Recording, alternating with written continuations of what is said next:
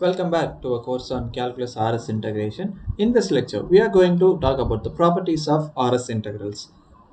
The first property is F1 is RS integrable and F2 is RS integrable. Then the addition of these two things has to be RS integrable, right? So, on the integral of F1 plus F2 d alpha shall be written as integral F1 plus integral F2. Let us get into the proof of this theorem. Let us denote the sum of these two functions f1 and f2 as f, and we take some partition of this interval ab, and we let the supremum and infimum in the subinterval. Actually, in the subinterval x I minus 1 comma xi in this equations, right? Don't get these are just notations. Mi prime and mi double prime are just notations. The mi is purely mi prime, mi double prime in the uppercase as well as the lowercase are just numbers, okay? And we have this result, that is lp f1 alpha plus lp f2 alpha is smaller than or equals lp f alpha, and this is a general result that we have for any function, okay? And upf alpha is smaller than or equals upf1 alpha plus upf2 alpha. Given that f1 and f2 are Riemann integrable functions, then by the necessary and sufficient condition of RS integrability, sorry, I said Riemann integrable, it is Riemann-Stieltjes integrable. By the necessary and sufficient condition, for every epsilon positive, we can able to identify some partition satisfying this thing, right? This quantity has to be some negligible quantity. That is what. So epsilon can be chosen in a way we want. For the function f1, we choose the partition. We take a partition p1 and p2 to for f2, right? We take this way and we mark this as star. And if p is a common refinement of these two things, then okay, p is now p is a refinement of p1. So what shall we do? We will have the refinement lp1, sorry, lp f1 alpha is less than or equals l, sorry, l, yeah, lp1 f1 alpha, and u p1 f1 alpha is less than or equals up f1 alpha. So this is by the theorem, one of the theorem that we have seen.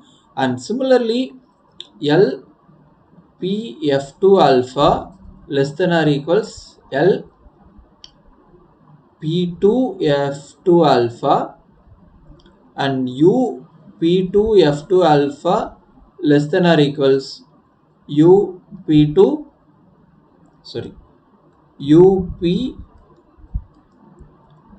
f2 alpha, right? Now using these things we shall write this one. Just look at these things. Your u p1 f1 alpha, your u p1 f1 alpha is less than or equals up f1 alpha, right? And minus lp1 f1 alpha. So this thing has to be reversed. So minus of lp1 will be lesser than or equals minus lp. So this is less than or equals what? Your up f1 alpha minus lp f2 alpha, and this is less than or equals epsilon by 2. And using the same ideology we shall write for the second case as well. And from 1, what we have is that okay, what is 1? Your this quantity. Okay, let us go back and see what is our equation 1. So this, take the left hand part and the right hand part and split them up. So that is what we are going to do. So from 1 we have the right hand part as equation 4 and the left hand part as equation 5, and 5 implies if you just negate it, you are going to have minus lp f alpha is less than or equals minus lp1 f1 alpha minus lp2 f2 alpha.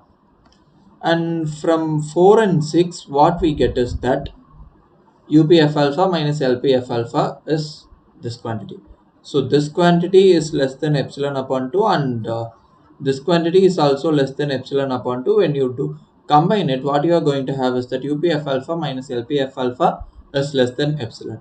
By the necessary and sufficient condition of RS integrability, we get F to be RS integrable. That is, f1 plus f2 is RS integrable. Now we'll have to prove integral f1 plus f2 is same as that of integral f1 plus integral f2, for which we consider from this inequality.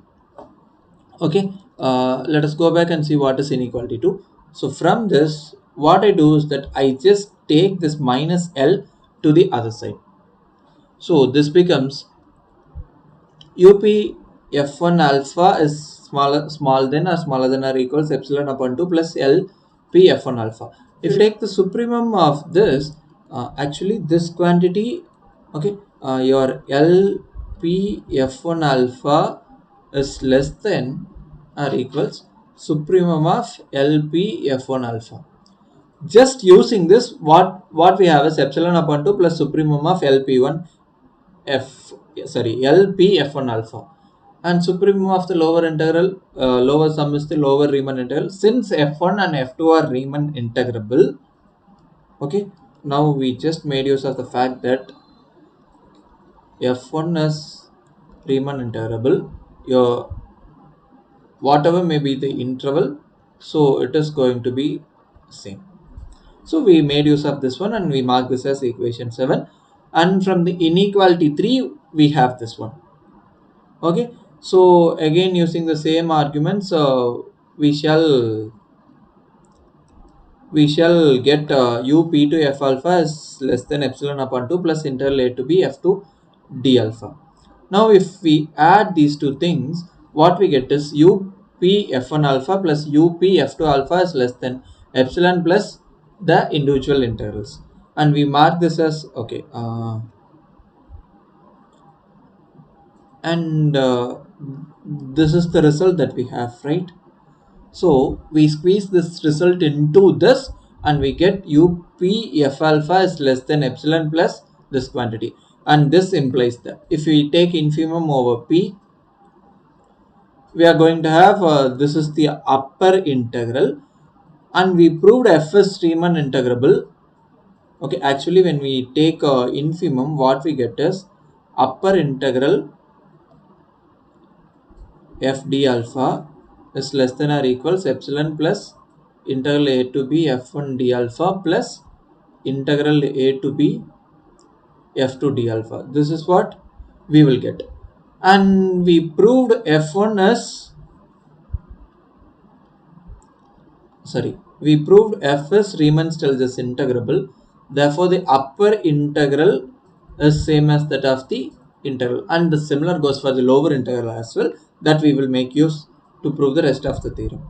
If we replace f1 by minus f1 and f2 by minus f2, then by this in equation 9 we get this one, and this clearly tells us that the integral f1 plus f2 d alpha is bigger than or equals integral f1 plus integral f2, and combining 9 and 10, what we get is integral a to b f1 plus f2 is same as that of integral f1 plus integral f2, and this completes the proof. Using these similar arguments, we shall prove all these results hold true. The first one we have proved, right?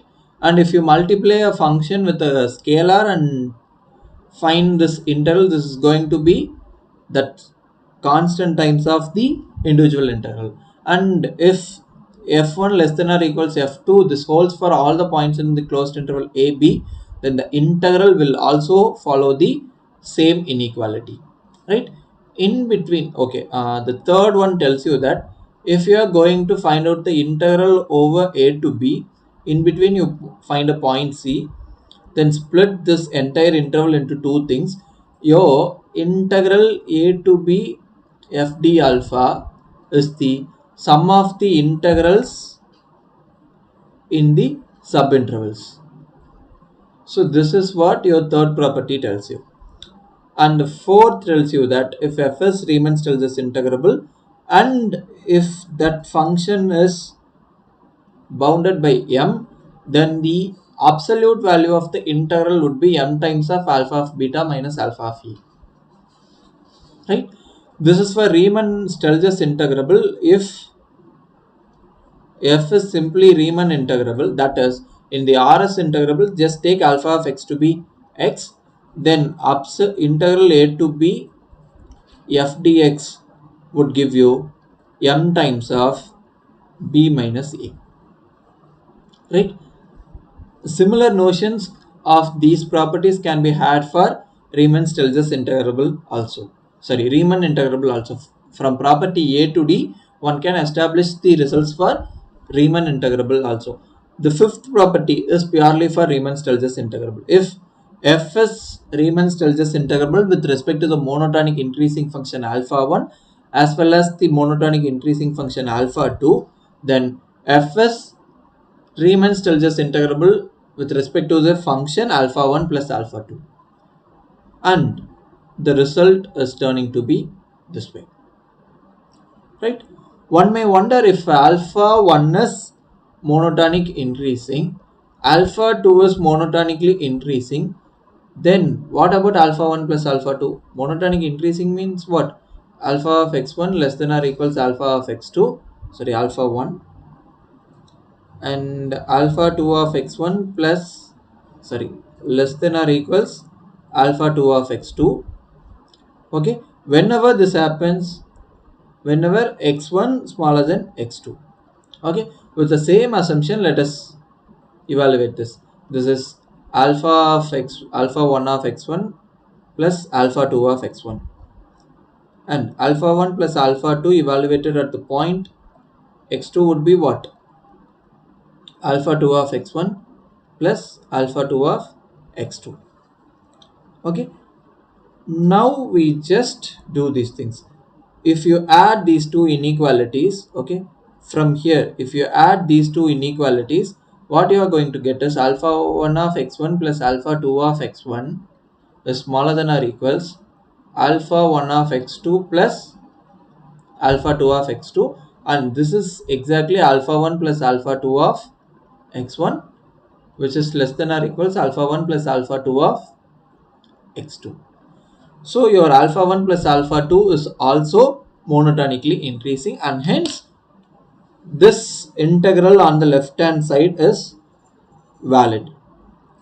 Okay, so and the last property tells you that if if f is r is integrable and c is some positive constant, this is also valid. Right? Thank you.